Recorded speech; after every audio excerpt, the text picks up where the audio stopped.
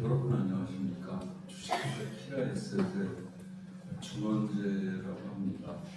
오늘 이렇게 여러분들께 문천동 과학원 이구역에 대해서 말씀드리게 돼서 한편 영광이고 또 한편 감사하게 생각하고 있습니다.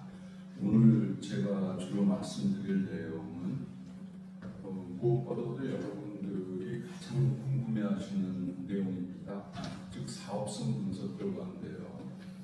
여러분들 재산이 과연 모아타운이라는 재개발 방법을 통해서 얼마나 증가할 것이냐, 어떤 경우에는 감소하는 경우도 있습니다. 요즘 아시다시피 건축비가 엄청나게 올라서 물가도 올랐지만 특히 건축비가 많이 올라서 집짓는데 돈이 예전보다 많이 듭니다. 그래서 새 아파트 단지를 짓는 건 좋은데 그렇다면 그 많은 건축비와 각종 비용을 다 내고도 내 재산이 증가하는 것인가, 이게 이제 가장 궁금하실 테고요. 그래서 그거하고 연계해서 그러면 내 재산이 예를 들어서 지금 한 3억짜리를 갖고 있는데 이게 4억이 된다. 그 건축비나 이런 걸 다 주고도 이렇게 4억이 되고 이익이 난다. 그러면 이 새 아파트 단지에서 내가 그 사람마다 다르겠지만 한 20평 아파트를 좀 들어가고 싶다.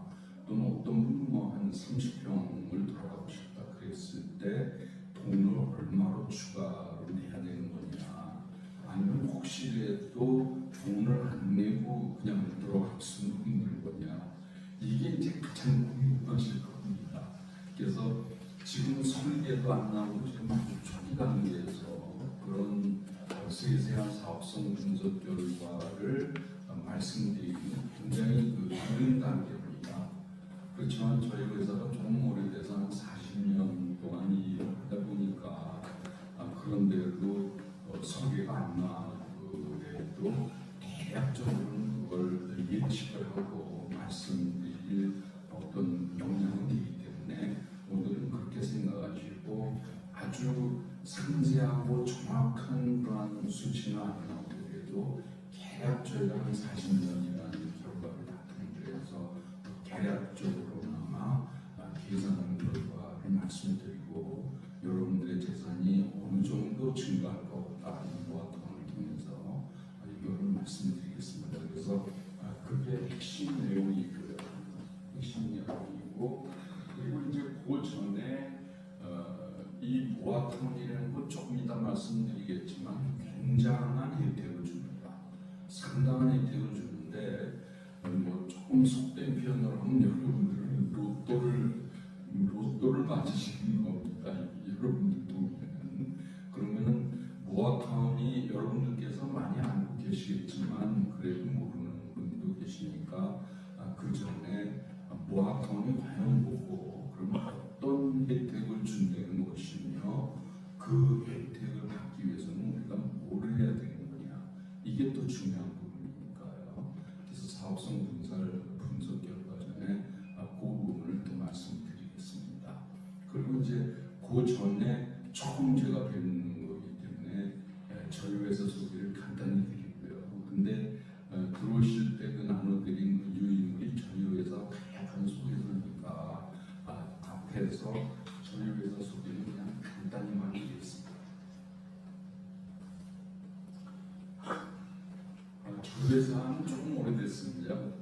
그래서 1984년에 처음 만들어졌고요. 한 40년 동안 무슨 일을 했냐면 토지 개발 사업의 사업 기획 및 관리되는 일을 하면서 정부 기관의 어떤 의뢰를 받고 또는 대기업들의 의뢰를 받고 또 여러분들 같은 경우에 재개발 재건축 사업에 조합으로부터 의뢰를 받아서 그동안 한 300여 건의 일을 해왔습니다. 아까 그 위원장님께서 말씀을 하셨지만은 그런 일을 하는 이 정비업체가 서울시에 등록된 면허를 갖고 있는 정비업체가 한 160개 됩니다. 원래는 저희가 한 300개 정도 되는데 그 중에 한 반은 없어지고 탈락이 되고 한 160개 남아 있습니다. 그래서 그 중에 그 160개 업체 중에서 저희 회사가 뭔가 좀 특징이 있느냐를 요약해서 말씀드리면, 첫째는 2002년 당시에 이 재개발 관련 법령이 생기면서 이제 저희도 서울시에 등록을 하고 면허를 받게 됐는데, 그 당시에 설립자금이 저희가 28억 8천입니다. 저희 회사가. 그래서 아까 말씀드렸다시피 신탁회사, 무슨 뭐 국민은행이 하는 KB신탁, 하나은행이 하는 뭐 하나신탁, 이런 거는 뭐 상대가 안 되고요. 그걸 다 빼고 순수한 정비업체로서는 저희가 설립자금은 1위 업체입니다. 그리고 이제 두 번째로 그 정비업체가 160개 있지만 그 중에서 저희 회사가 유일하게 금융기관이 주주로 들어와 있는 회사입니다. 그래서 한국투자증권이 저희 회사 주주입니다. 그리고 이 정비업체가 이제 재개발 재건축을 하면서 일을 잘못하거나 무슨 문제를 일으키거나 사고가 발생하거나 이러면은 이제 서울시청이나 관할청으로부터 업무 정지를 받거나 경고를 받거나 폐지되거나 이렇습니다. 그래서 저희는 그 오랫동안 한 번도 부도를 나거나 무슨 영업 정지를 받거나 관할청으로부터 행정처분을 받은 적이 한 번도 없다. 이런 말씀을 드리겠습니다. 그리고 저희가 아까 말씀드렸다시피 40년 동안 무슨 일을 했냐면 토지개발 사업의 사업 기획을 하고 사업 관리를 하는 일을 40년간 해왔고요. 그동안 하는 것이 뭐 일산 신도시라든지 분당 신도시계획이라든지 뭐 노동 신도시계획이라든지 이런 데 저희가 다 참여를 했고요. 한 300여 건의 일을 했습니다. 그리고 여러분들하고 직접 관련된 이 재개발 재건축 사업은 한 50여 건 했고요. 최근에 모아타운 일을 최근 뭐 한 1년 얼마밖에 안 된 거기 때문에 한 5건을 지금은 현재 모아타운을 하고 있습니다. 그 정도 말씀드립니다. 그래서 저희 회사 소개를 드리려면 불가피하게 제 소개를 그냥 하얗게만 드리겠습니다. 저는 제가 이제 이 회사를 만든 장본인이기 때문에요.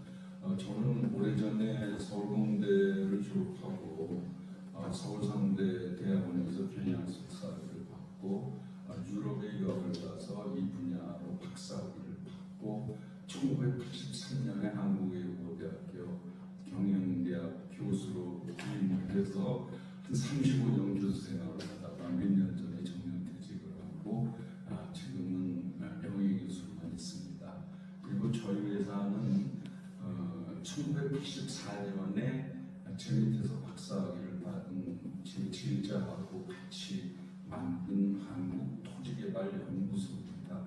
키라는 말이. 그래서 한 10년 동안은 제가 뭐 학교 선생님 출신이다 보니까 이제 연구소를 하면서 연구를 주로 했고요.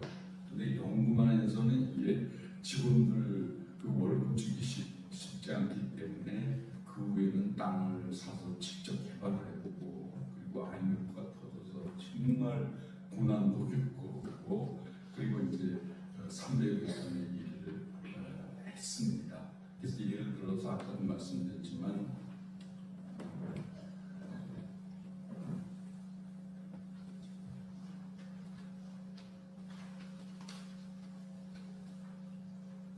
저희 회사 실적이 간단히 말씀드리면 여기 분당 일산 신도시 계획도 참여를 했고요. 제주도 국제자의 도시 마스터 플랜을 저희가 영국의 다국적 부동산 회사인 존슨 락사이라고 있는데요. 그 회사하고 같이 저희 회사하고 같이 제주도 국제자의 도시 마스터 플랜을 만들었고요. 그리고 평택 신도시 의뢰를 받아서 일본의 노무라 연구소하고, 제가 일본의 기요대학의 교양교수로 1년 가 있을 텐데요. 그때 이제 일본의 노무라 연구소하고 같이 평택시의 의뢰를 받아서 평택 신도시 특화개발 방향 기술을 배웠고요. 그리고 그때쯤입니다. 그것도 일본 일본 사람들하고 같이 롯데월드 개발에 제가 참여를 했습니다. 그리고 이제 코엑스몰은 저희가 다 기획을 해서 대한민국 처음으로 멀티 시네마라는 거를 한국에 처음 들여서 성공을 시킨 거고요. 하여튼 일을 많이 했습니다.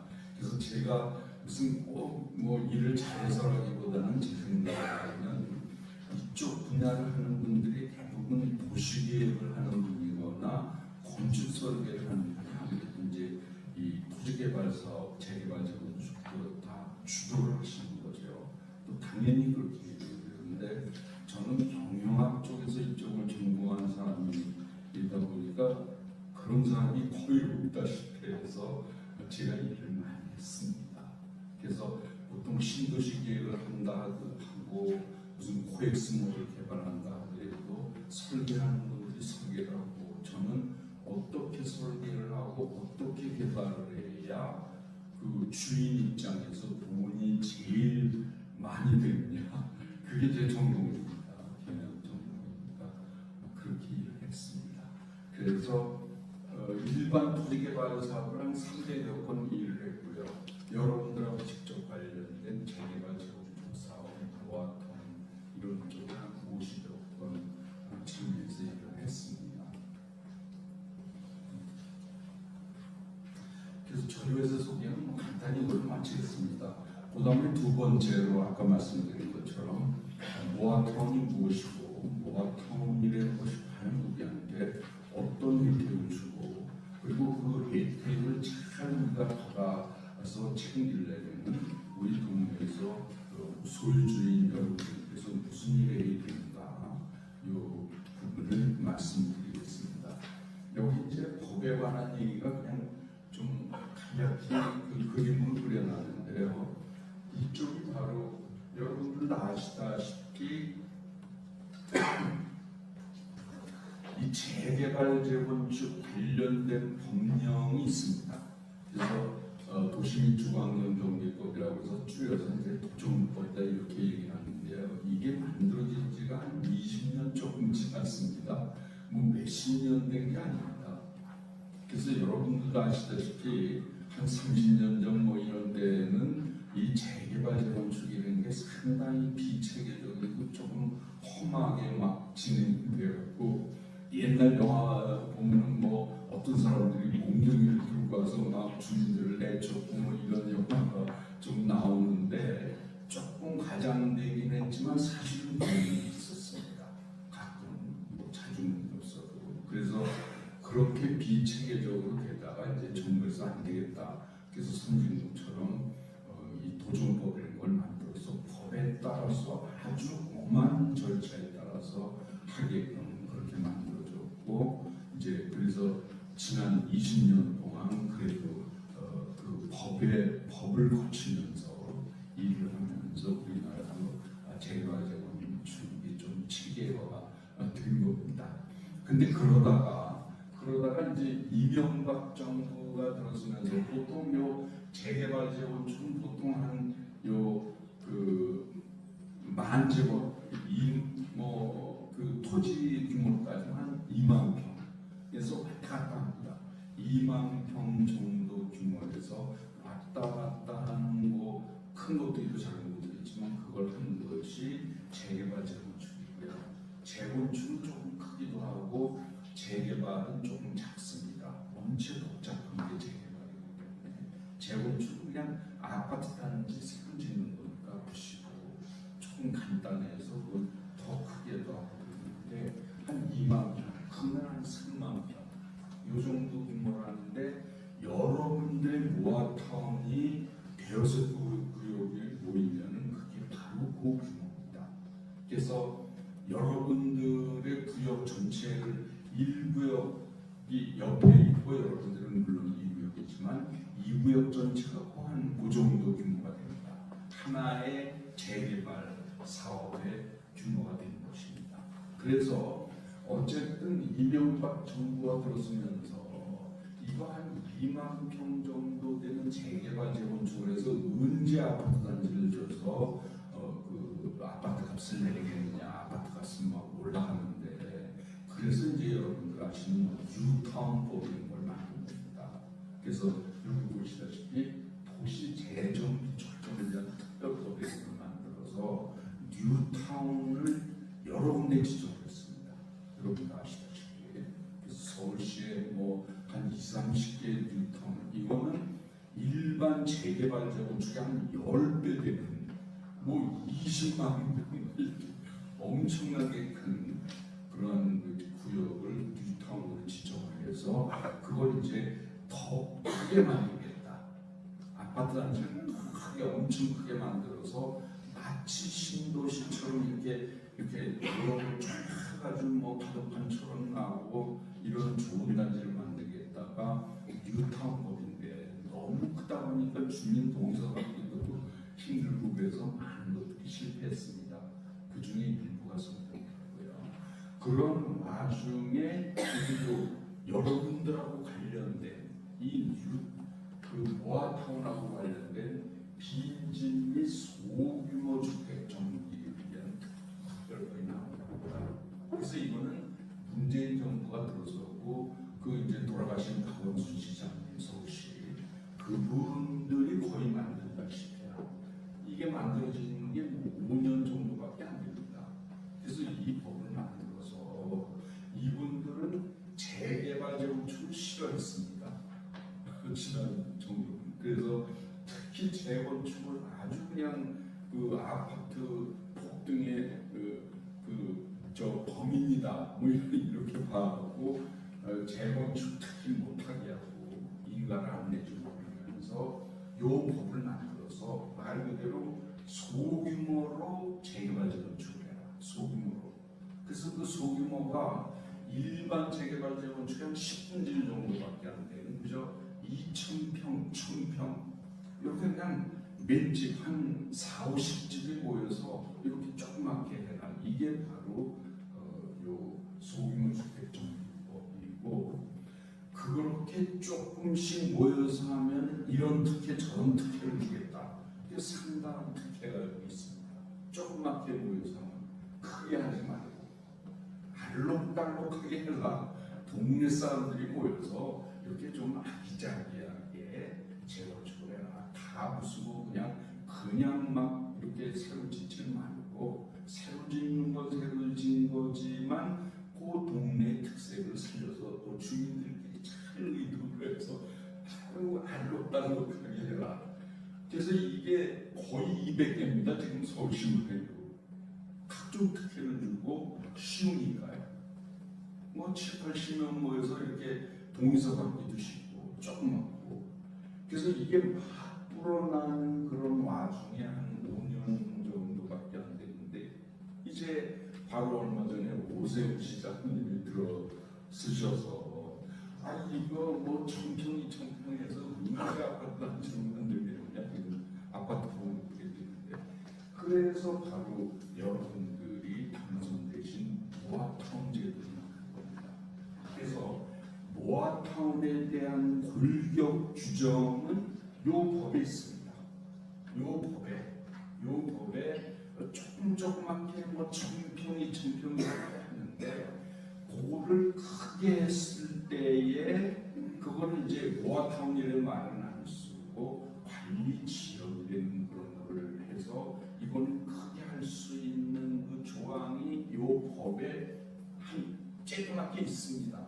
근데 이제 서울시장님이 들어오셔갖고 그 오세훈 시장님이 들어서서 여기에다가 살을 붙여서 서울시만큼 이거를 엄청 활성화시키겠다. 그래서 조그맣게 하는 1,000평, 2,000평짜리를 대여섯 개 한꺼번에 모아서 모으다 보니까 하나의 재개발 재건축의 큰 규모가 되고 그래서 그거를 하면은 요걸 모아타운이라고 이름을 붙이고 이 모아타운을 주민들이 하면 특혜를 더 주겠다 이렇게 만든 겁니다. 그러니까 소규모 주택정비법에 의해서 조금하게 하면은 요런 혜택을 주겠다. 근데 그거를 몇 개 모아서 하면 플러스 더 이런 혜택을 주겠다. 이게 이제 모아타운 제도입니다. 그래서 어떻게 보면 여러분들은 이중으로 혜택을 받는 그 모아타운의 당선이 되신 겁니다. 그래서 아까 제가 좀 속된 표현이지만 그 로또에 당선이 됐다 이렇게 말씀을 드린 겁니다. 그래서 그냥 구체적인 건 말씀을 안 드리고 전체적으로는 법이 그렇게 흘러가면서 모아타운이 이렇게 그 최근에 각광을 받게 됐는데 그 거기에 여러분들이 당선이 되신 거고 그래서 상당한 혜택은 이중적으로 받게 된다 이런 말씀을 드립니다.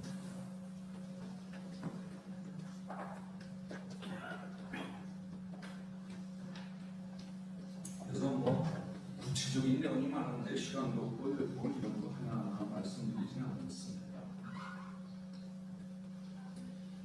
한두 가지만 간단히 말씀드리면 모아타운이 되면은 노후도라는 거를 67%에서 57%로 10% 낮춰줍니다.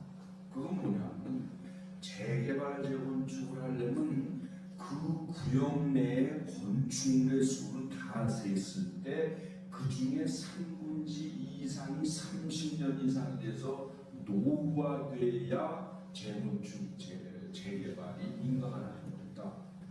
그냥 신축 건물이 쫙 들어선 동네에다가 그걸 다 부시고 재개발 재건축하라 이거는 국가자원이 나오기 때문에 인가를 안 해주고요. 그 67%, 그 전체 건물 숫자의 3분의2가 30년 이상이 돼서 노후화되고 그랬을 때 인가가 되는 겁니다. 일반 재개발 재건축. 근데 오세훈 시장님이 딱 들어서서 이제 뭐 지시를 내려주셨겠죠. 쭉 조사해 보니까 요 재개발 재건축을 67%가 돼야 되는데 한 58%, 62% 이렇게 조금 모자라서 재개발 재개발을 못하는 그런 동네가 서울시에 엄청나게 많다는 얘기입니다.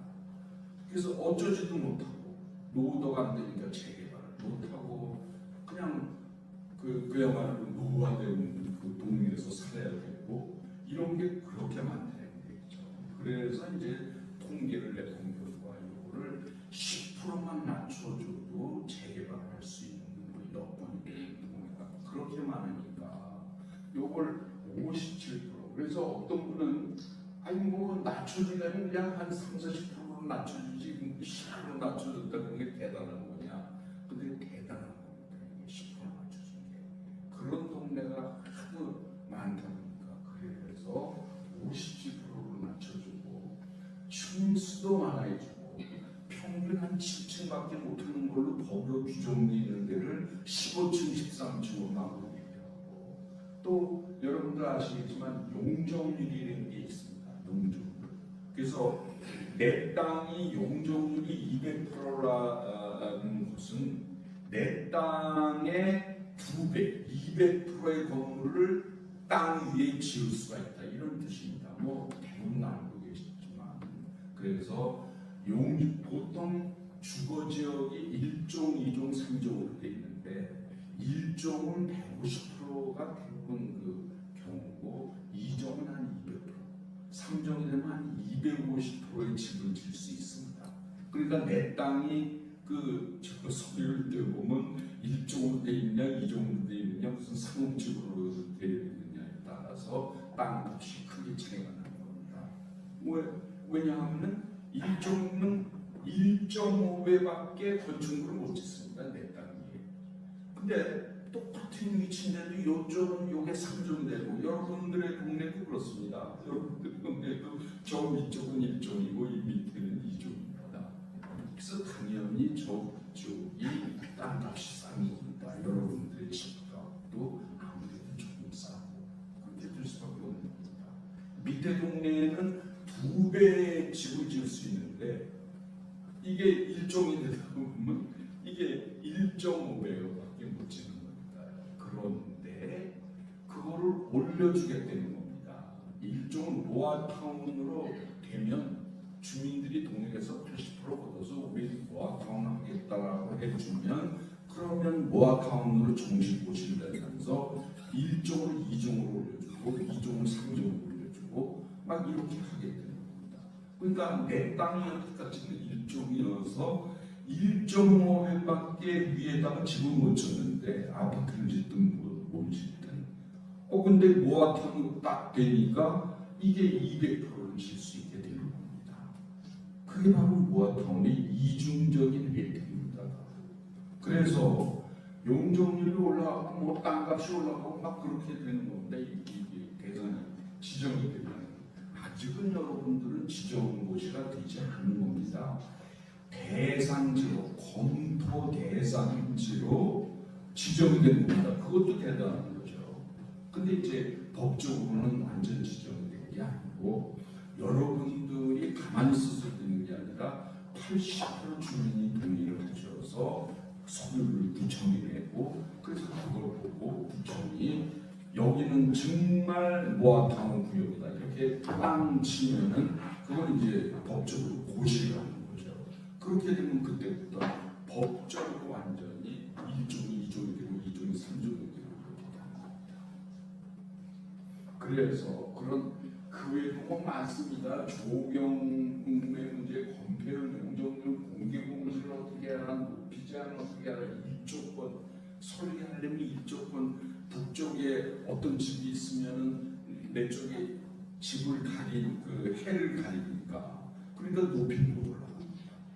그런 여러 가지를 다 혜택을 줍니다. 그래서 수많은 혜택이 있는 겁니다. 이 모아타운에. 그래서 하나하나 뭐 시간도 없고 그 자세한 말씀은 안 드리겠습니다. 그래서 모아타운이 무엇이냐 이거는 뭐 이 정도 그치도록 하겠습니다. 그래서 중요한 여러분들의 동네를 다루겠습니다. 그래서 요게 이제 1, 2, 3, 4, 5 구역 이렇게 돼 있어서 요쪽이 주로 이제 1종이고 요쪽이 이제 2종인데 근데 이제 아까도 말씀드렸지만 지금 현재 여기 이제 구역별로 다 계시겠습니다. 1구역, 2구역에 계신 분들은 이 땅값이나 뭐 이게 좀 쌉니다. 밑에보다. 그럴 수밖에 없는 거죠. 근데 지금 현재는 예를 들어서 이쪽이 위쪽이라면 여기 아래쪽이라면 가치는 위쪽이 조금 낮습니다. 지금 현재 재산 가치는 땅값이 넘어가 이렇게 낮고 밑에가 이렇게 조금 높은데 모아타운의 혜택을 받는 건 똑같다 보니까 이렇게 올라가니까 어떻게 보면 이 지금 현재 여건이 나쁜 1구역, 2구역분이 더 혜택을 받는 겁니다. 정부가 무슨 뭐 혜택을 어느 동네는 덜 주고 더 주고 그래서가 아니라 현재 낙후가 돼 있다 보니까 똑같은 모아타운으로 되다 보니까 이쪽에 이제 혜택을 더 받게 되는 결과를 나타내는 거죠. 그래서 그건 이따가 수치로 보여드리겠습니다.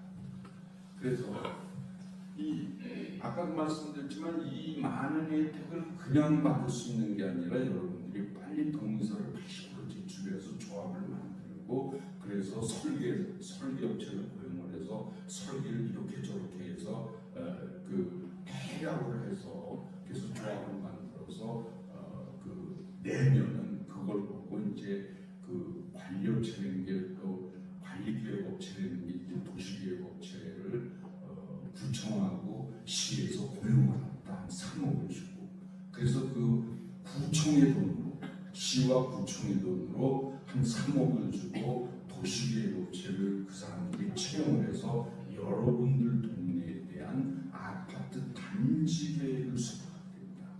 도로는 어떻게 몇 개를 뚫고 뭐 공원은 어디다 놓고 쾌적하게 해야 되니까 이런 전체 도시계획을 하게 되는 겁니다. 여러분들 구역에 대한 도시계획. 그래서 그 도시계획을 다 해서 용역 결과를 보고 구청이 이제 도시계획도 잘 나오고 또 주민들이 그리고 도시계획을 확장하기 전에 단지 여러분들의 아파트 단지 새로운 아파트 단지 계획을 확정하기 전에 여러분들한테 그 일정 기간 공람을 합니다. 그래서 그거를 구청에다가 서류를 비치를 하고 동네 주민들이 와서 보시오. 그래서 혹시라도 어떤 의견이 있다면 바꾸고 싶거나 이런 게 있다면 의견을 제시하시오. 이렇게 해서 주민 의견을 수렴합니다. 그래서 그게 되면은 끝나면 주민들의 큰 다른 의견이 없다. 이렇게 되면 이제 땅 돼서 여기는 법적으로 완전한 모아타운 구역이다. 이렇게 되는 거죠. 그래서 그걸 하려면 여러분들이 가만히 있으시면 안 되고 빨리 그 80% 동의를 받아서 그리고 마냥 기다려 주지도 않습니다. 구역이 됐는데 그걸 3년 동안 조합을 설립을 못하고 그러면 무효가 됩니다. 취소됩니다. 그러니까 그게 빨리 해서 가면 5개 구역이시기 때문에 5개 구역이 다 조합을 만들고 그러는 게 80% 동의를 만든다는 게 쉽지 않습니다. 여러분 아시다시피 실제로 저희가 일을 하다 보면 그 중에 이민감 분도 계시고 어디 그 주소불명 분도 계시고 그래서 80% 동의를 받는다는 건 거의 다 하는 겁니다. 그러니까 그게 쉽지가 않습니다. 그러니까 여러분들이 적극 또 빨리 동의서를 내주시고 협조를 해주셔야 이 가능한 혜택을 받을 수 있는 겁니다. 그렇지 않으면 그냥 물 건너갑니다. 없어지기 때문에 시간이 지나면.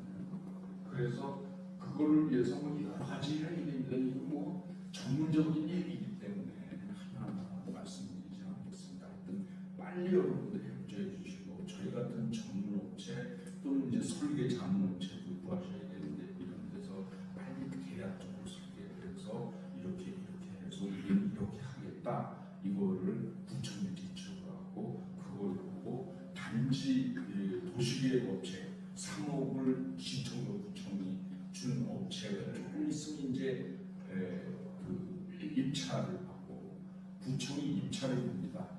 도시계획업체를 그럼 한 3억 정도의 대로 그래서 1년 동안 거의 일을 합니다. 근데 한 7, 8개월이면 인건이 납니다. 그래서 그 업체들하고 여러분들이 그 업체들하고 가만히 있으시면 안 되고 그 업체에 요구를 해야 됩니다. 우리 동네 단지 계획은 공원을 왜 여기다 놓느냐 이쪽으로 놔달라 도로 여기만 뚫어서는 이게 불편하니까 여기도 좀 뚫어달라 이런 얘기를 해야 되는 건데 여러분들이 전문 지식이 전문가분도 가끔은 있으십니다. 주민분 중에는 그러나 전문 지식이 또 있으셔야 되기 때문에 저희 같은 업체라든지 설계업체라든지 이런 데 일단 뽑아서 자문을 받고 그 구청이 고용한 도시계획업체 여러 가지 주문을 해야 되는 겁니다. 1년 동안 가만히 계시면 안 됩니다. 그래서 왜 그러냐면 그 구청이 채용하는 자기네 돈으로 채용하는 그 도시업체는 누구를 위해서 일을 하느냐? 구청을 위해서 일을 하는 거죠. 그리고 서울시를 위해서 일을 하는 겁니다. 그럼 그게 좀 누구를 위해서 일한다기보다는 무슨 일을 하는 거냐면 도시계획이라는 그 분야 자체가 그 분야 잘 아시는 분도 계시겠습니다만 도시계획을 하는 겁니다.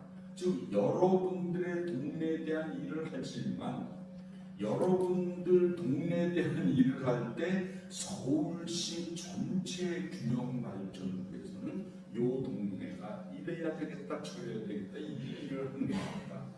그리고 조금 좁혀 들어가서는 여러분들 관악구의 구역이 이렇게 관악구 전체 균형 발전을 위해서는 요 구역은 어떻게 하고 저 구역은 어떻게 하는 그 밸런스를 맞추고 균형을 맞추는 세계에서 요 동네는 어떻게 되느냐 이걸 하는 거거든요.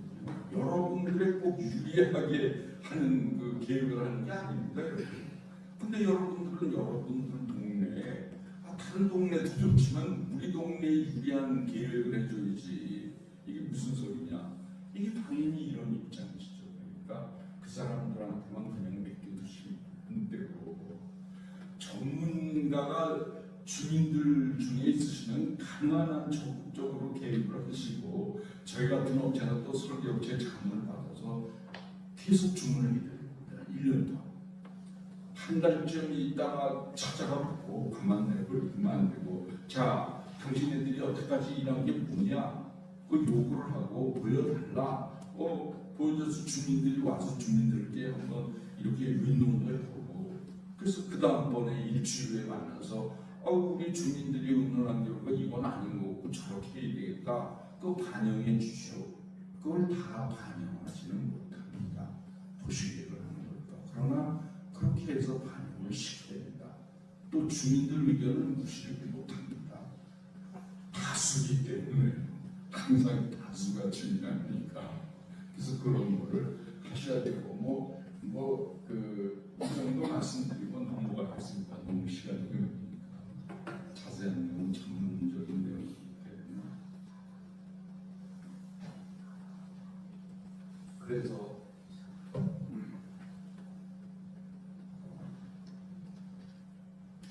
그 한 가지 또 여러분들이 동의서를 내셔야 된다. 이것도 중요하지만 이게 5개 구역이 있지 않습니까? 나중에 5개 구역의 조합장님들이 따로따로 저게 됩니다. 선정이 되고 따로따로 이제 조합장이 생기는데, 이 5분의 조합장이 모여서 건축 협정을 하게 됩니다.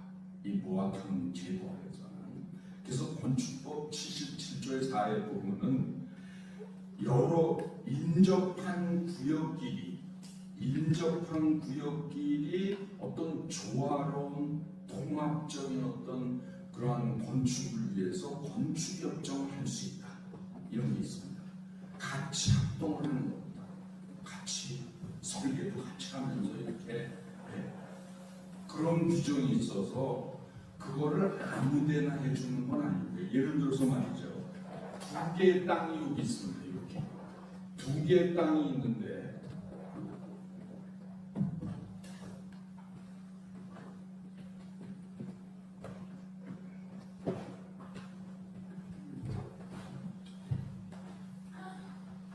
저기 한 친구가 있어서 여기 2개 땅이 여기 있지 않습니까? 1구역과 2구역이 있다.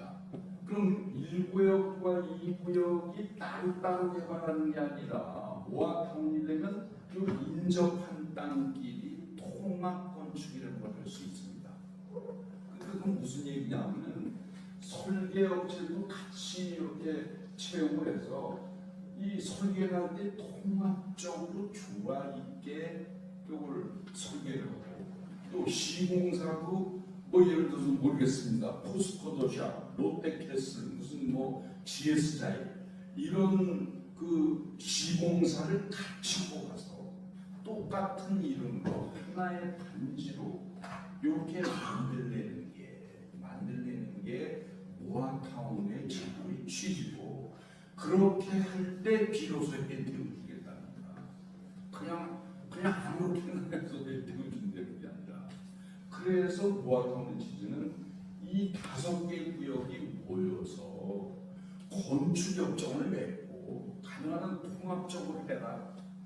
이게 모아타운의 제도고, 그럴 때 이런저런 혜택을 주겠답니다. 그래서 그게 굉장히 중요합니다.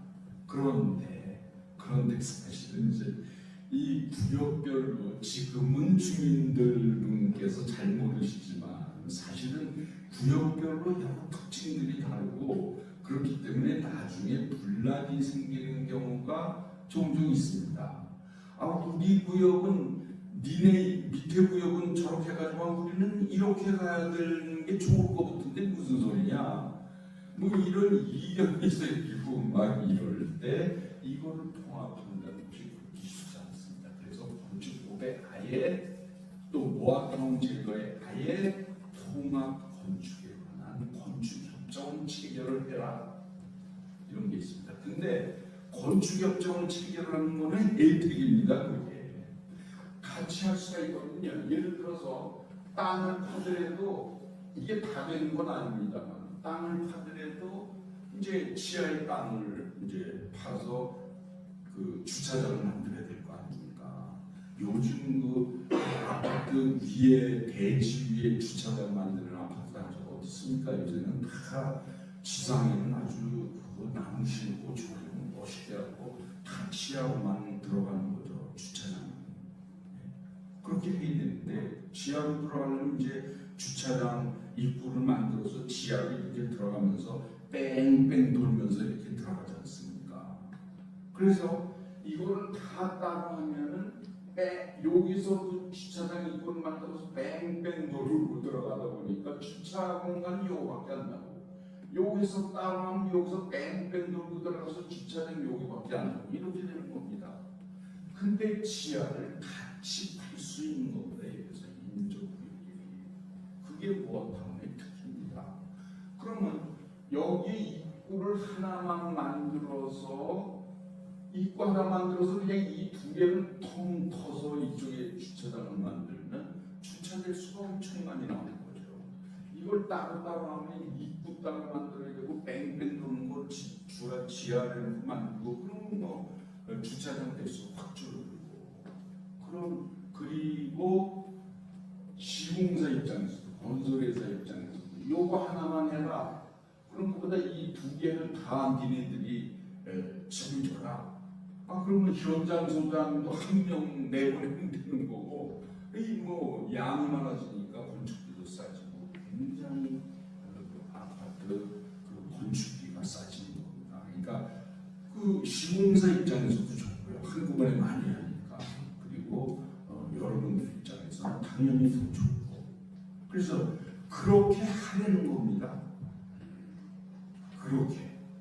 그렇게 해야 모아타운을 해주겠다. 모아타운이 되면 그런 권한을 주겠다. 근데 옆에 있는 인접 땅끼리 모여서 통합 건축을 한다는 것이 건축법에 있지만 아무나 해주는 게 아닙니다. 특별 건축 계획 구역이라는 것으로 지정되는 그 구역에만 그런 걸 할 수 있습니다. 혜택이기 때문에. 그래서 정부가 봐서 이건 특별히 여기는 어떤 뭔가 규정을 해서 혜택을 줘야 되게 되는지 이런 경우만을 아주 예외적으로 말 그대로 특별 건축 계획 구역으로 지정해 주는 겁니다. 근데 모아타운으로 지정을 받으면 자동적으로 특별 건축 계획 구역으로 지정을 받게 됩니다. 그래서 그게 가능한 것이지, 아무 땅이나 뭐 땅 주인 둘이 모여서 야 우리 같이 파자, 그거 안 됩니다. 그래서 그런 것까지 있다. 그래서 근데 그게 쉽지는 않다. 서로 구역별로 이견이 또 여러 가지 의견이 다르기 때문에, 그래서 저희가 지금 일을 하고 있는 데를 보여드리겠습니다. 여기가 지금 요 반포입니다만, 반포 고속버스 터미널이 여기 이제 이렇게 있습니다. 여기 한강대로고요. 그래서 이게 이제 얼마 전에 준공한, 바로 뭐 한두 달밖에 안 됐습니다. 한두 달 전에 준공한 반포 원베리 아파트 단지인데요. 2,100세대는 큰 단지입니다. 제가 좋아하는 단지인데, 이게 하나가 아니라 원래 신반포 3차, 반포 경남, 신반포 23차 이렇게 해서 4개 아파트 단지가 따로따로 재건축을 하고 있었습니다.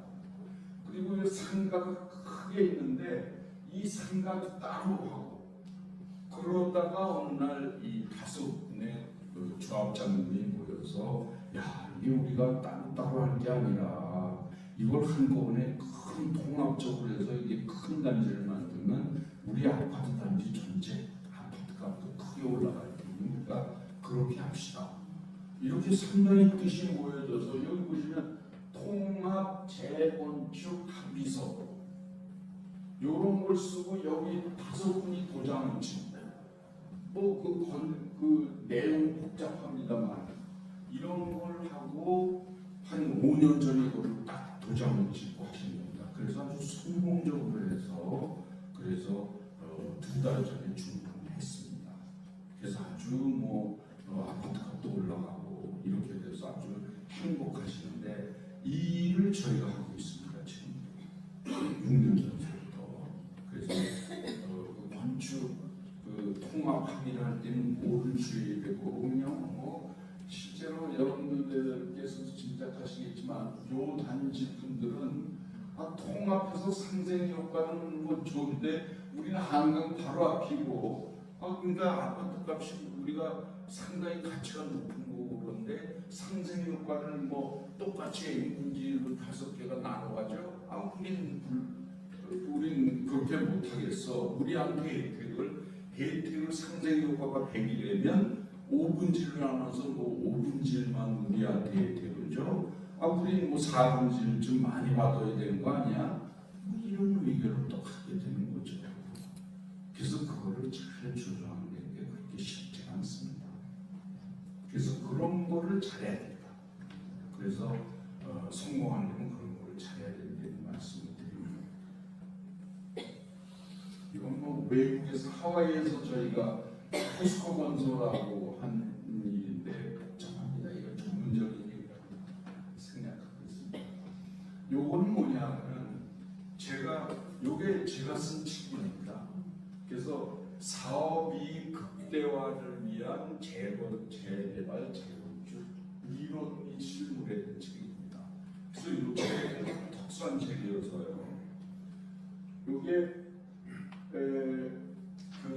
보통 교보문고에 보시면 재개발, 재건축이 여러 책들이 있습니다. 근데 모두들 어떤 책이냐면 도정법이나 법의 해설서입니다. 법에 따라서 어떻게 되고 뭐 무슨 법은 어떻고 뭐 이런 법의 해설서인데 저는 경영학이 전공이기 때문에 반은 한 700페이지입니다만 반은 그 법의 해설이고 반은 요 소유주의 이익을 극대화하기 위한 사업 이익 극대화하기 위한 기법 이런 것들이 한 300페이지 써 있습니다. 그래서 이런 책은 저희 국내에서뿐만 아니라 세계에서 제 책이 최초입니다. 그래서 제가 경영학을 전공을 해서 그 경영학의 신제품 개발 기법이라는 것을 이 토지개발 사업에 처음으로 적용한 책을 썼습니다. 제가 좀 외람됩니다만 그래서 그런 책은 세계 최초고 그리고 제가 말씀드리고 싶은 것은 제가 전공하는 것은 이런 토지개발 사업을 할 때는 도시 설계하는 분이 커다란 계획을 단지 계획을 하고 건축 설계하는 분들이 그 안에 들어가는 건물 하나하나에 대한 설계를 하고 저는 그 설계 그 단지 계획을 어떻게 해야 소유주 입장에서의 이익이 제일 극대화되는가 지금 봅니다. 그래서 책도 그런 책을 쓰는 거고 제가 모아타운에 대해서 여러 군데서 일하고 있습니다만 저는 그런 일을 하고 있습니다. 그래서 그런 말씀드리고 그래서 뭐냐면 그 경영학과에 들어가면 대학원의 선택 과목으로 신제품 개발론이라는 것을 배웁니다. 그래서 삼성전자라든지 현대자동차는 이 기법에 따라서 새로운 내년 모델, 후년 모델을 만듭니다. 갤럭시 뭐 24년 모델 또는 뭐 소나타 뭐 24년형 이런 거 만들 때 그냥 떡거리로 만드는 게 아니라 이런 아주 대단히 기술적인 하이테크닉 이런 기법을 통해서 신제품 개발을 하는데 이거를 똑같이 토지개발 사업에 응용할 수 있습니다. 왜냐하면 토지개발 사업이라는 건 신제품입니다. 왜냐하면 이 세상에 똑같은 토지는 없기 때문에 이 지구상에 똑같은 토지는 없습니다. 아시다시피 다 다르죠. 조금씩은 다르죠. 바로 옆에 있는 땅이라도. 그래서 하나밖에 없는 새로운 땅에 새로 건축물을 짓는 거기 때문에 경영학적인 이론의 관점에서는 이건 신제품 개발이다. 그래서 신제품 이 경영학이라는 게 원체 발달하다 보니까 또 기업이 막 글로벌화되고 그래서 글로벌 기업들이 쓰는 이 기법을 토지개발 사업에도 이게 잘 적용할 수가 있고 여러분들의 동네 모아타운에도 이게 잘 적용이 될 수 있는 겁니다. 그래서 그런 말씀을 드리고요. 그래서 이거는 제가 한 3년 전에 압구정 현대아파트 5천 세대인데 거기 주민들 앞에서 3년 전에 발표한 내용입니다. 그래서 이 신제품 개발론의 그 기법을 통해서 압구정 현대아파트 단지가 재건축을 하려면 어떤 방향으로 재건축을 해야 되느냐 이거를 좀 복잡한 얘기입니다. 그래서 뭐 이런 테크닉을 통해서 하는 거고요. 자세한 말씀드리겠습니다.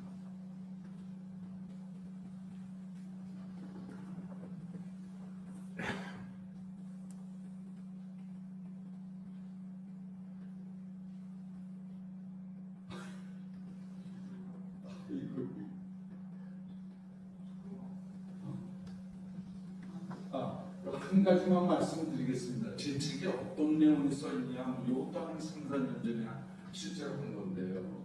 이게 32평 아파트입니다. 근데 설계를 두 가지를 해놨고요. 이거는 안방을 크게 하고 안방 부속실을 상당히 다목적 공간을 만들고 그런 아니고, 이거는 똑같은 32평인데 거실을 크게 만들고 안방은 좀 작게 하고 이런 아니고, 그래서 이 두 개 안으로 이 마켓 실험 설계를 합니다. 그래서 저는 주장하는 게 설계를 일반인들은 설계업체에 맡겨야 된다. 당연하죠.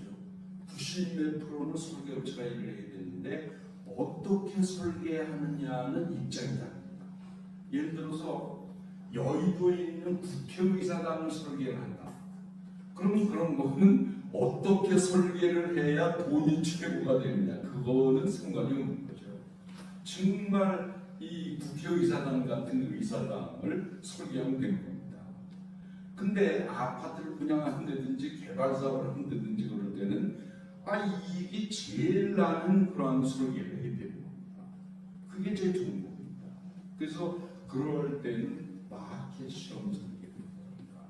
그래서 예를 들어서 300명한테 이 A안하고 B안이 똑같은 아파트고 층도 똑같고 조건도 똑같다면 어느 걸 사겠냐? 똑같이 10억이다. 그럼 어떻게 설계된 아파트를 사겠냐? 그렇게 물어봤더니 60%가 A안을 좋아했습니다. 근데 그거를 연령층으로 나눠보니까 30, 40대 젊은 층은 73%가 압도적으로 이 안이 좋다. 이런 아파트를 사겠다. 이렇게 대답을 했고요. 그거를 실제로 돈하고 결부시켜서, 저는 경영학이다 보니까 자꾸 돈 얘기를 해서 죄송합니다만, 돈하고 결부시켜서 어떻게 실험을 하고 설문조사를 하냐면, 그러면 당신이 A가 B보다 더 좋다. 그랬을 때 B가 10억 원이라면 가격이, 요 A는 당신이 더 좋아하는 그런 거에 의해서 얼마까지 더 주고 살 의향이냐, 이런 걸 조사합니다. 그럼 어떤 사람은 이게 10억이라면 나는 한 2천만 원은 더 줄 수 있어요. 이게 구조가 잘 나왔습니다. 어떤 사람은 5천만 원, 어떤 사람은 3천만 원, 어떤 사람은 더 묻죠. 똑같지 뭘 그래, 이런 사람도 있고. 그래서 300명을 집계해 보니까 이게 0.25억 원이 나왔습니다. 지금 2.5%. 이게 2,500만 원 평균이 나왔습니다. 그러니까 쭉 조사를 해보니까 똑같은 비용도 건축비도 똑같이 드는 건데, 이렇게 설계를 하는 것이 여기 10억일 때 2,500만 원을 더 내는 게 됩니다. 주민들은 그게 더 좋으니까. 그래서 그런 결과가 나오고, 조금 이따 말씀드리겠지만 여러분들 동네의 총 외형은 1.5조 원의 아파트 단지가 될 겁니다. 여러분들 동네 앞으로 아파트 단지를 만들었을 때. 그래서 그거를 계산한다면 1.5조 원의 2.5% 375억입니다. 그러니까 아무것도 아닌 것 같아도 설계를 이렇게 마켓 실험 설계를 통해서 이렇게 하고 저렇게 하고에 의해서 이걸 이렇게 실험 설계를 통해서 하면 거의 400억 원의 돈을 그냥 벌 수가 있습니다. 비용도 안 들어가고. 실험 비용, 무슨 준실험 비용 이런 것인데 그건 얼마 안 됩니다. 몇억 들지도 않습니다. 그래서 그런 것들이 제가 전공한 신제품 개발 기법을 아파트 단지 개발에 적용한 그런 예다. 그래서 한 가지 예만 말씀드렸습니다. 그리고 여러분들은 지금 상당히 보니까 이게 경사가 많이 적었고요. 또 위로 올라갈수록 경사가 전체 동네가 많이 적었고, 이럴 경우에는 상가를 지어서 상당히 돈을 벌 수가 있습니다. 상가를 그건 조금 이따 말씀드릴 텐데, 그래서 저희가 아까 말씀드렸다시피 상가 일을 한 100여 번 했습니다. 코엑스몰도 저희가 다 기획한 거고, 요거 보시면은 요게 반포 1, 2, 4 지구인데 한 5천 세대 아파트 재건축 단지고요. 거기에 상가가 한 2만 평 정도 됩니다. 그래서 저희가 이 일을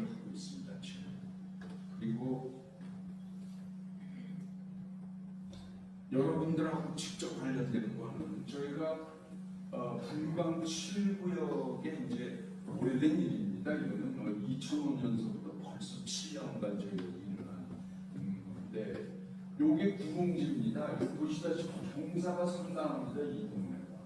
그래서 재개발을 하는데 여기에 저희가 어떻게 일을 했냐면, 이 구봉지에 위로 올라가서 1층 기준을 여기서 만들어서 아파트는 여기다가 담을 쌓고 요렇게 짓고 그 위에 이제 아파트 단지를 만들고, 여기가 1층 기준, 1층 기준 여기가 되는 거예요. 그러면 요쪽은 지하가 되는 겁니다. 법적. 근데 사실 지하는 이제 여기 도로가 뻥 뚫려 있고 도로 앞에 상가를 만드니까 이게 뭐 1층 상가처럼 돼서 그냥 굉장히 비싸게 분양을 할 수 있었던 거죠. 1층 상가처럼. 그러나 법적으로는 지하입니다. 그러고 용적률도 안 들어간대요. 예를 들어서 용적률 200%다. 그럼 내 땅에 2배만큼의 건물을 지을 수 있는 걸로 딱 끝나는 겁니다. 그 이상 못 집니다. 근데 지하는 내 마음대로 팔 수가 있습니다. 지하 100층을 파도 내 마음대로입니다. 그건 아무도 법에 건축법에서 뭐라고 그러지 않습니다. 그러나 100층을 파는 건 무모하죠. 엄청 건축비가 되니까.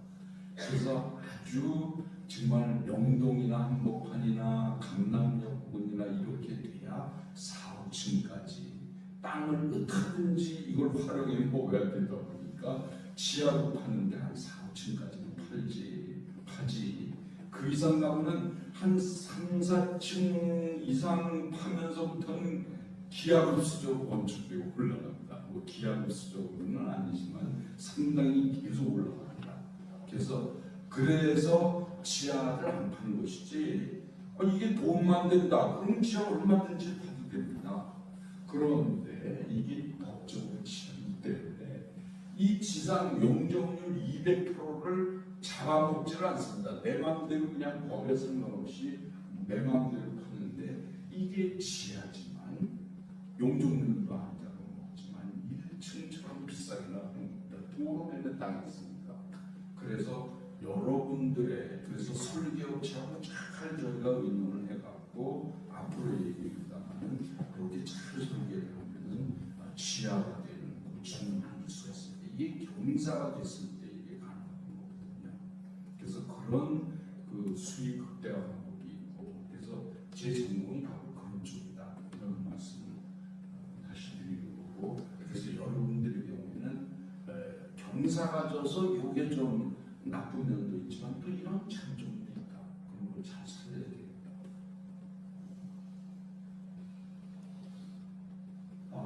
그리고 이거 생략하겠습니다. 자, 그래서 이제 그 마지막으로 여러분들이 가장 가지는 사업성 분석 결과로 가서 내 재산이 과연 얼마나 증가하는 것이냐는 거를 말씀드리겠습니다.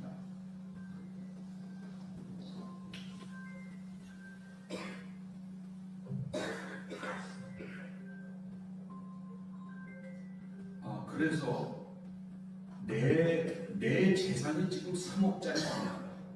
3억짜리 빌라다. 예를 들어서 또는 뭐 단독주택 한 10억 정도 가는 어떤 단독주택이다. 그랬을 때 이게 얼마나 늘 것이냐를 계산하려면 뭐라 하냐면 비례율이라는 걸 계산합니다. 비례율은 이익률입니다. 그래서 내 아파트 단지가 지금 3억인데 이게 건축비, 나중에 우리 단지를 크게 만들어서 여기서 건축비 주고 뭐 다 주고 그래서 이거를 1000명 주민이 나눠보니까 이게 이익이 30%가 난다. 예를 들어서 그럼 130이다. 그랬을 때 30% 이익이 난다 했을 때 이제 보통 사업을 하는 분들은 이익률을 따져서 30% 이익이 난다. 이렇게 얘기를 하죠. 근데 이제 이 재개발 재건축에서는 그 용어를 비례율이라고 합니다. 비례율. 그래서 비례율이 130%다. 그건 뭐냐면은 30% 이익이 난다 이런 뜻입니다. 그건 뭐냐면은 지금 현재 내 재산의 앞으로의 재산, 그게 130%다 이런 얘기죠. 그러니까 30% 이익이 난다 이런 뜻입니다. 그러면 지금 현재 내 재산 분지 앞으로의 내 재산 이걸 이제 비율로 계산을 하겠죠.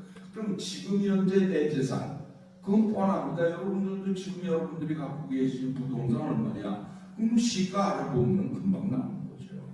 그래서 그건 금방 나옵니다. 그래서 여러분들 동네에서 1000명의 총 재산을 같이 구하면 금방 나옵니다. 조금 이따 말씀드리겠지만. 그래서 뭐 몇천억 금방 나오죠.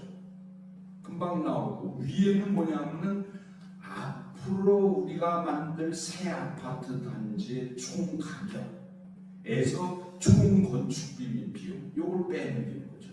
그럼 그게 우리 새로운 아파트 단지의 새 그 순 재산 가치가 되는 거죠.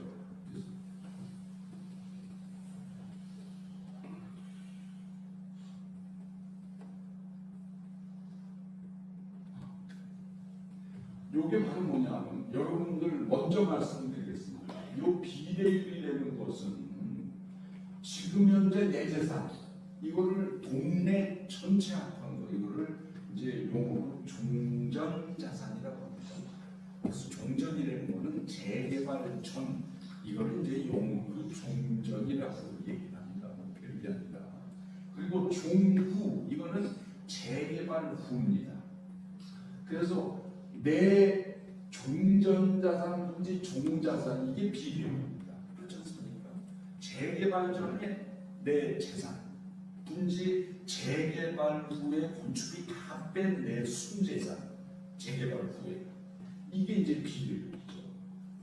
그래서 재개발 종전자산 재개발 전에 주민 총재산인지 순종자산 재개발 후에 재개발 총수익에서 건축비 빼고 기타민 빼고 그래서 요것인데 이거를 계산하려면 금방 말씀드린 것처럼 종전자산 우리 동네 총 주민들의 재산 가격 금방 나옵니다. 그럼 뭐 고달프게 계산을 해드리겠습니다만 몇천억 그게 바로 5,378억인 걸로 추정됐습니다. 저희가 빨리 분석을 해본 결과 그래서 여러분들 동네의 총 현재 재산 가치는 5,378억.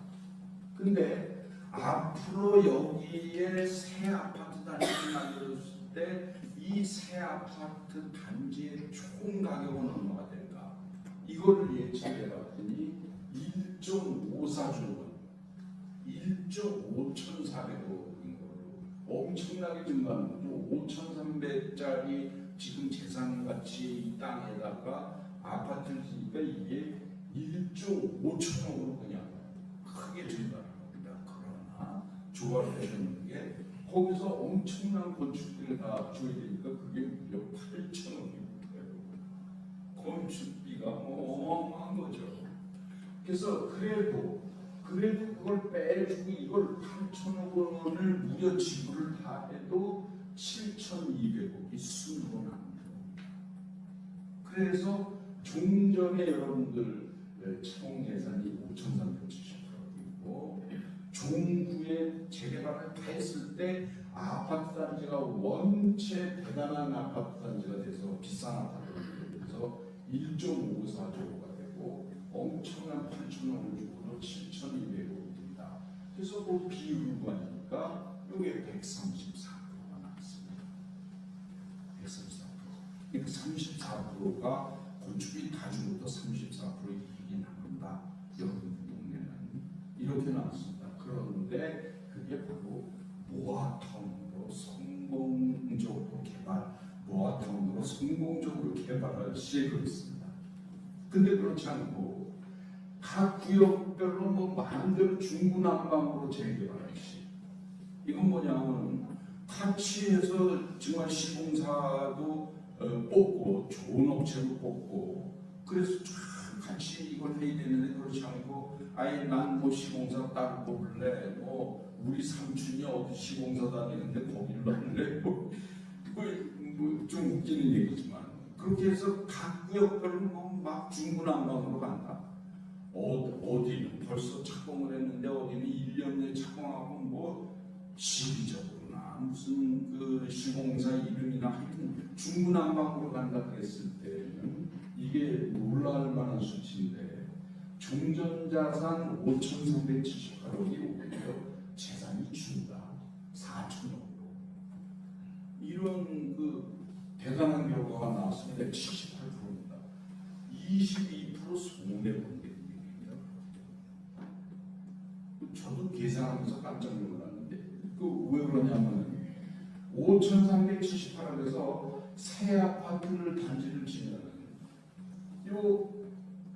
이쪽으로 잘해서 통합적으로 이걸 모아타운으로 개발하면 이 단지가 1조 5,400억짜리 단지가 되는데 이게 중구난방으로 하다 보니까 여러분 아시다시피 나홀로 아파트 단지는 싸지 않습니까? 이게 한 2,000세대 쫙 해서 그냥 큰 단지가 되면 비싸지고 또 삼성레미안, GS자이 그럼 똑같은 아파트 동네 아파트도 비싸고 어디 뭐 이름도 모르는 무슨 동신 아파트 동신은 죄송합니다 그런 거다. 그럼 이게 아파트 값이 단가가 훨씬 달라지죠.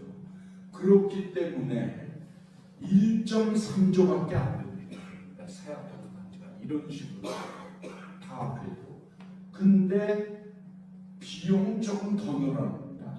8,780억. 왜냐하면 똑같은 주차장 100대를 만들더라도 더 파야 되고 이쪽은 통합적으로 이쪽은 해서 들리고 또 시공사가 몇 개를 한꺼번에 하니까 건축 단가가 낮아지고 싸게 해주고 이래서 건축비는 오히려 더 들고 중구난방으로 하면 그 아파트 가치는 단지 가치는 낮아지고 이래서 이렇게 4,200억으로 이게 재산이 감소한다. 그래서 78%가 된다. 이런 결론이 나옵니다. 그래서 모아타운은 그냥 조정이 되는 게 아니라 여러분들이 빨리 동서를 걷고 진정한 모아타운으로 합동으로 건축 결정 잘 하고 그래서 서로 힘을 합쳐서 했을 때 이렇게 잘 간다. 이런 말씀을 드릴 수 있습니다.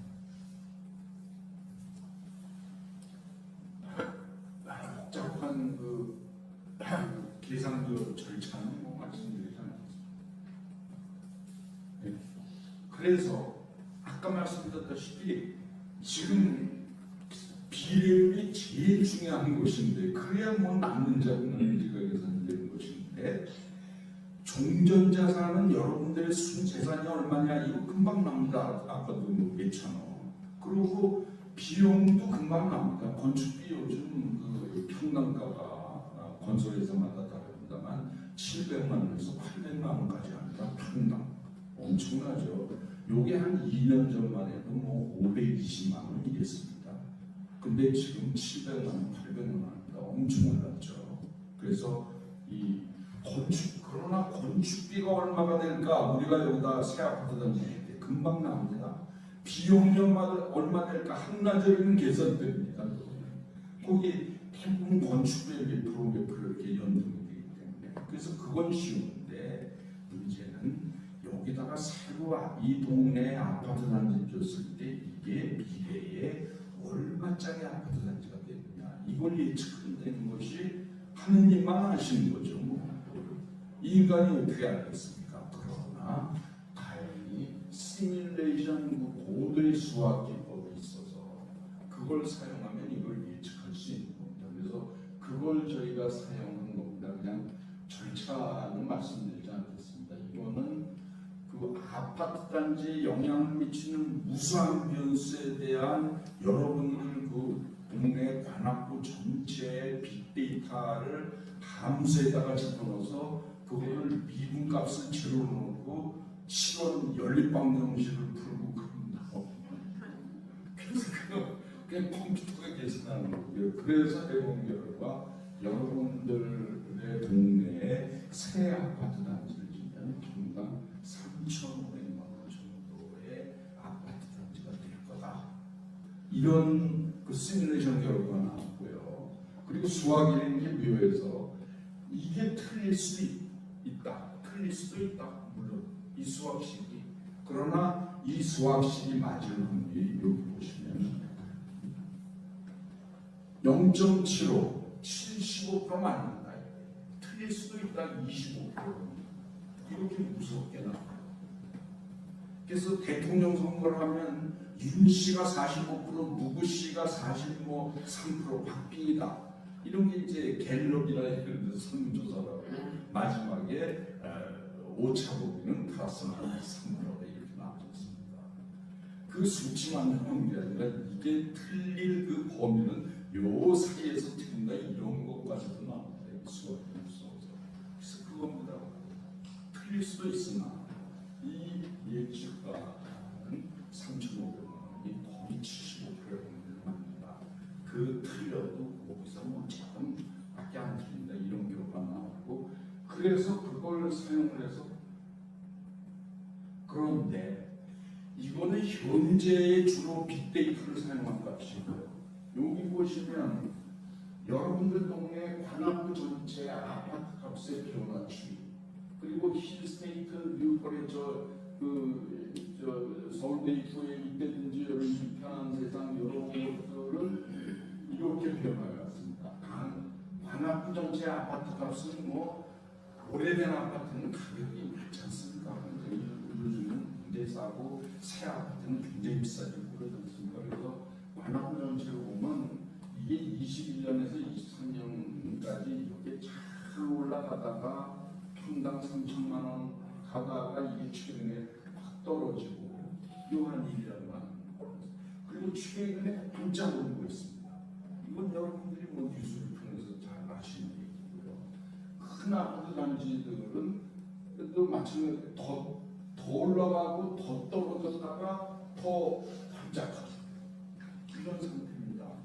그래서 하느님밖에 모르시지만 여기서 과연 더 떨어질까? 이렇게 비슷하게 갈까?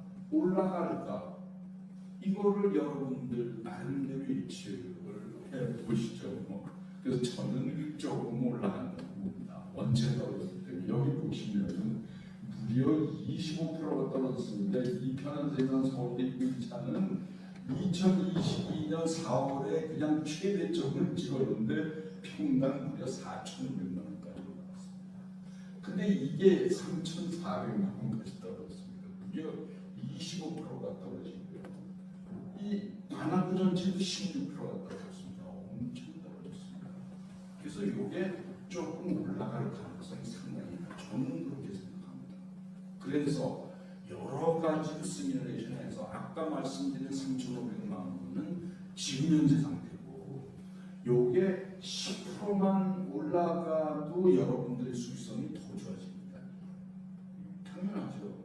아파트 값이 올라가니까 설주가 그래서 그런 여러 가지로 분석을 했습니다. 그리고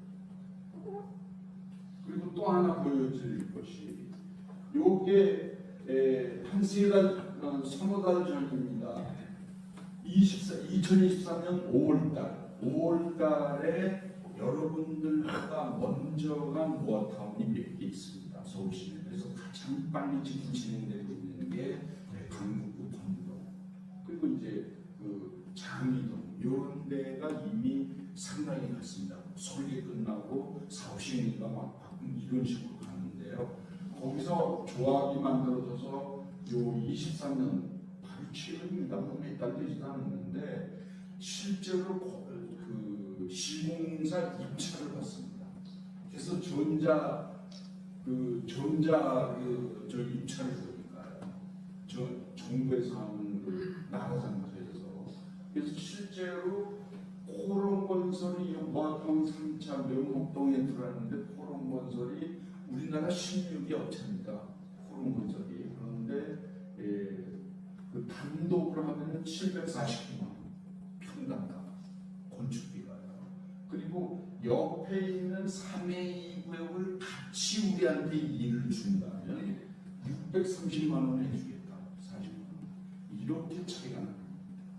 그래서 그게 좀 작기 때문에 이게 7,400 제곱미터밖에 안 됩니다. 이 크기가. 그러다 보니까 7,400만 한 2,000평 아닙니까? 아까도 말씀드렸지만 가로주택 정비사업, 소규모 정비사업은 한 2,000평에서 3,000평 정도로 왔다 갔다 하는 건데 모아타운은 이거를 그러니까 13,000평 이하로만 해야 됩니다. 소규모 정비법. 그래서 그 이상 못합니다. 큰 거는 일반 재개발 재건축으로 가고 67% 이상이 돼야 됩니다. 근데 모아타운의 기조인 가로주택 정비사업은 10,000세대 이상 못하게 합니다. 조그맣게만 해라. 그래서 조그맣게밖에 할 수가 없습니다. 그러니까 이건 뭐 건축비도 대기업은 안 됩니다. 그러니까 호롱건설, 금호건설에 들어갔는데요. 여러분들이 잘 아시는 GS자이, 삼성건설, 삼성물산입니다만 전체적으로는 무슨 포스코도시아 이런 데는 안 들어옵니다. 여러분들이 아시는 가로주택에는 안 들어오고 그걸 모았을 때 모아타운을 했을 때 삼성도 포스코도 들어옵니다. 그럼 여러분들은 제가 무슨 포스코도시아나 롯데캐슬이 될 때하고 이 벌써 호롱 무슨 하늘 치는 거예요. 저도 잘 모르겠습니다. 미천이잖아. 이런 게 됐을 때는 값이 달라지는 겁니다. 그래서 이것도 금호가 15위, 대한민국 15위 업체고 호롱이 16위 업체지만 그래도 그 위에 10위권 안에 롯데캐슬 정도 이 편한 세상 이런 데하고 여기하고는 값이 달라집니다.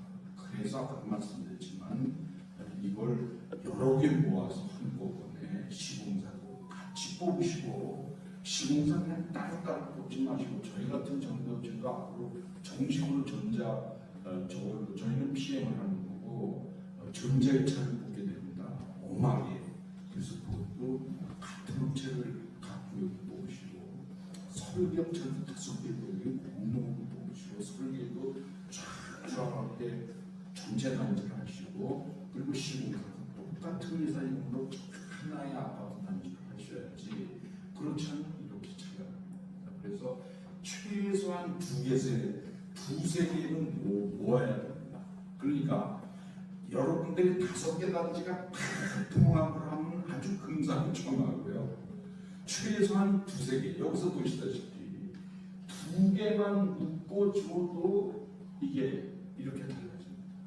근데 이게 7,000짜리 2개인데 여러분들의 경우에는 10,000몇천입니다. 하나 모아타운은 15,000 이렇게도 할 수 있습니다.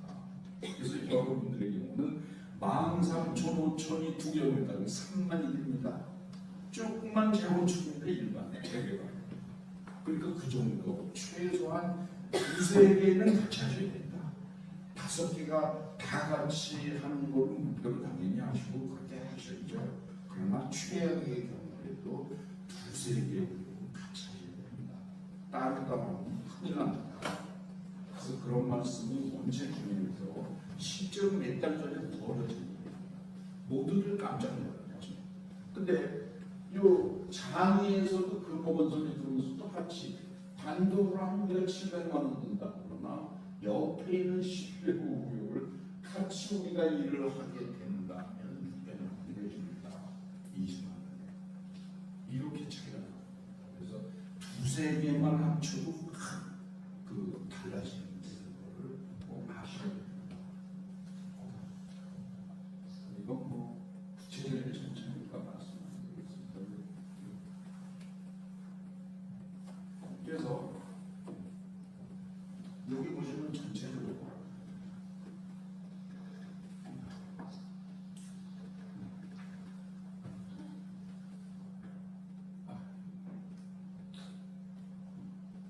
요게 비례로 이렇게 여러 가지 복잡한데요. 이 시뮬레이션을 봐라. 어쨌든 아까 말씀드렸다시피 비례율이 법적 비례율이 있고 실질적 비례율이 있고 이런 것인데 이것도 뭐냐면 아까도 말씀드렸다시피 138% 여러분들의 경우는 그렇게 될 것 같다. 모아타운으로 통합해서 하시면 38%가 남는다. 근데 실제로는 50%가 남습니다. 그건 왜 그러냐 하면은, 여러분들은 조합원이기 때문에 일반 시세보다 싸게 분양을 받을 수 있습니다. 조합원 분양가. 여러분들 다 잘 아시죠? 재개발 재건축이나 모든 재개발 재건축의 조합원은 실제 타지의 사람들한테 일반 분양을 한다고 그랬습니까? 그래서 일반 분양을 할 때 일반인한테 파는 것보다 그 가격이 90% 또는 85% 이렇게 싸게 받습니다. 그게 조합원의 권리입니다. 그렇기 때문에 그 혜택까지 합치면 실제로 50%가 38% 이익이지만 싸게 받으니까 그것까지 합치면 한 50% 된다 이런 말씀을 드릴 수 있습니다. 그래서 여기 보시면 뭐 그냥 아무것도 안 하시고 막 잘못하면 이렇게 손해 보시고요. 이렇게 비례율이 148% 이렇게 뭐 최대로 이건 수학적 시뮬레이션으로 아주 상한 값이네요. 148에서 실질적인 124까지 올라갈 수가 있거나 실제로 현실을 생각한다면 5개가 가는데 여러분들이 5개가 그냥 다 따로 간다. 이게 수학적 시뮬레이션이고 다 따로 간다고 합니다. 그러나 그렇게 하지만 한 2개는 꺼지고 그냥 3개는 따로 가고 이럴 수도 있기 때문에 최소한 이렇게 극한 값에서 극소극대는 아니고 그 안에서 이렇게 되는 게 현실적으로 들어가면 130% 정도는 된다.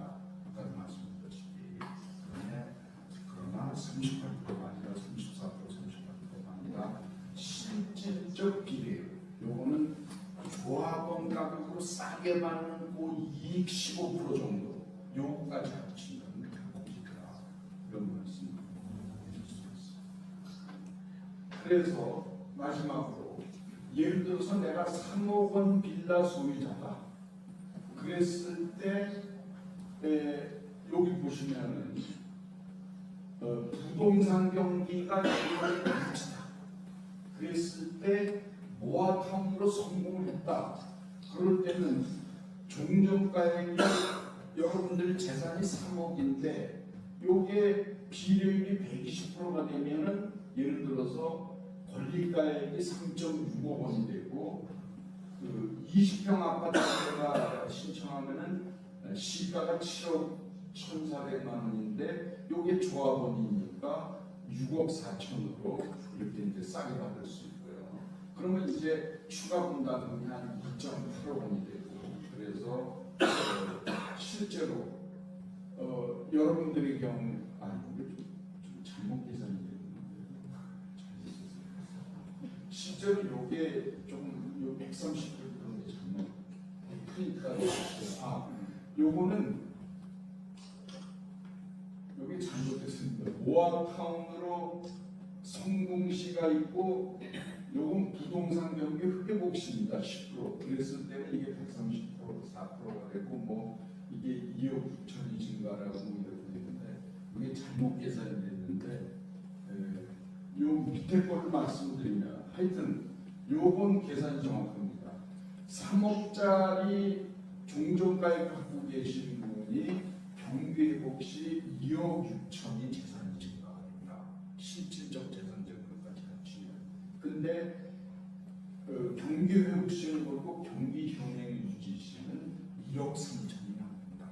이런 얘기입니다. 지금 현재 경기 부동산 경기로 보면 3억짜리에서 3억짜리 갖고 계신 분이 1억 3, 4천이 남고요. 그리고 경기가 회복이 10%만 돼도 2억 6천이 납니다.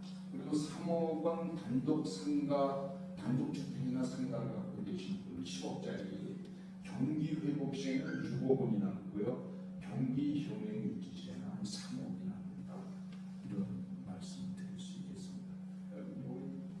미스프린트가 돼서 죄송합니다. 그래서 여러분들의 재산은 그 정도로 말씀드리고요. 그래서 잘 되면은 한 50%까지도 나갑니다. 그래서 3억짜리 갖고 계신 분은 한 4억 5천 정도의 그 재산으로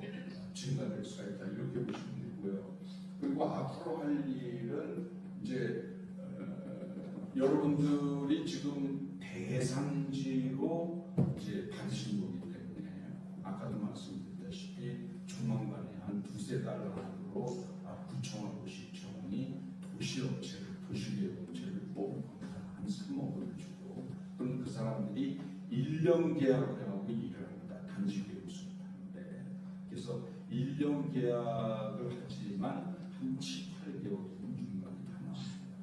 그래서 그 전에 여러분들이 많은 의견을 제시해서 우리 입장에서 좋은 단지 계획이 나오게 하셔야 되고 그랬을 때 한 7, 8개월이면 그게 대충 이제 얘기가 되고 한 1년이 끝나면 고시가 됩니다. 그래서 고시가 되면은 조합을 설립할 수가 있습니다. 근데 미리 설립하셔야 돼요. 요 선지정 신청이라는 게 있어서 1년 동안 기다리기가 너무 저하다. 그러니까 우리를 선지정 고시까지는 안 하지만 우리가 모아텀으로 된 것으로 다 지정해달라. 이게 선지정입니다. 그럼 선지정 하면은 그럼 이제 모아타운 그 동의서를 받을 수가 있습니다. 그래서 모아타운 동의서를 우리가 그냥 뭐 추진이나 이런 데서 만들어서 거기다가 여러분들 도장을 찍고 받아서는 안 되고 그 격식을 차려서 서식을 만들어서 그걸 연번일로 구청으로부터 받아야 됩니다. 그래서 구청이 1번서부터 1000장을 발행을 했다. 그럼 1000번까지 도장을 다 찍어서 아무거나 못 쓰게 하기 위해서 1000장을 주면 그걸 갖고 여러분들이 거기다 사인하시고 합니다. 근데 그 연본을 찍어주는 것이 아무 때나 찍어주는 게 아니라 원칙적으로는 고시가 난 후에만 찍어줍니다. 그러니까 1년 동안 그걸 못하는 겁니다. 근데 선지정을 받으면 연본 신청을 미리 해서 우리가 나중에 고시가 될 때를 대비를 해서 미리 우리가 받겠다 주는 이렇게 할 수가 있어서 1년을 허비하지 않고 그걸 미리 하셔서 조합 설립을 많이 하고 조합 설립은 여러분들이 미리 할 수가 있습니다. 지금이라도 할 수가 있는데 동의만 나오고 근데 그 조합 인가는 고시가 끝나는 거예요. 1년. 그래서 이제 조합 인가를 받아야 법적 행위를 적법하게 할 수 있기 때문에 그때까지 인가가 될 때까지 이제 기다려야 되는 그런 것이 있습니다. 그러나 준비 기간이 필요하기 때문에 80% 받는 게 그렇게 쉽지 않기 때문에 80%를 받아서 조합 설립을 해야 되고 조합 설립을 하면은 저희 같은 업체는 이제 정식 법에 의한 경비업체로 보게 됩니다. 전자협찬을 통해서 엄마는 절차를 통해서 입찰을 하고 그리고 설계업체도 그렇게 또 정식으로 뽑아야 되고 그리고 이제 시공사를 마지막으로 뽑으면 상당히 앞부분이 끝나는 거예요. 그래서 시공사가 들어오면 시공사가 원체 뭐 대한민국의 재벌급 회사들이기 때문에 돈과 자금력과 주식력을 이제 여러분들 지원하면서 돈도 다 내고 처음에 시공사가 들어올 때 몇십억을 1차 보증금으로 합니다. 그래서 조합에다 몇십억을 내고 그거를 이제 그 비용 쓰고 하면서 몇십억이 떨어지면 그때 이제 신청을 하면 시공사가 다 모든 내용이 다 되고 그렇게 해서 가는 겁니다. 그래서 시공사를 선정을 하면 일단 다 됐다. 그리고 이제 나중에 건축협정이라는 거 그래서 통합 건축 심의를 받아서 이제 그 다음에 뚝 따라가고 집을 짓는 된다. 이런 말씀을 드리겠습니다. 그래서 그 어떻게 보면 뭐 1년 뭐 조금 시간이 남고 지금 그게 아니고 80% 도움을 받는 곳은 저희 경우로 보면은 30% 정도까지는 자동적으로 나옵니다. 근데 50%가 되기까지는 조금 노력을 해야 되는데 50% 넘어가면서 60% 넘어가면서 굉장히 힘듭니다. 한 분 한 분 찾아다니야 되고 그럴 때 여러분들이 60% 70%에서 80% 받는 게 이게 제일 어렵기 때문에 그때 여러분들이 안 도와주시면 이게 시간이 굉장히 걸립니다. 그때 여러분들이 적극적으로 도와주시면 그게 빨리 되고요. 그러면 그게 돈입니다. 기간이 지나면 여러 가지 비용도 들어가거든요. 그래서 조금 장황하게 말씀드리는지 모르겠습니다. 하루빨리 동의서를 내주셔야 되고 연봉 받는데 참여를 해주셔야 되겠습니다. 오늘 제 말씀 이걸 마치겠습니다.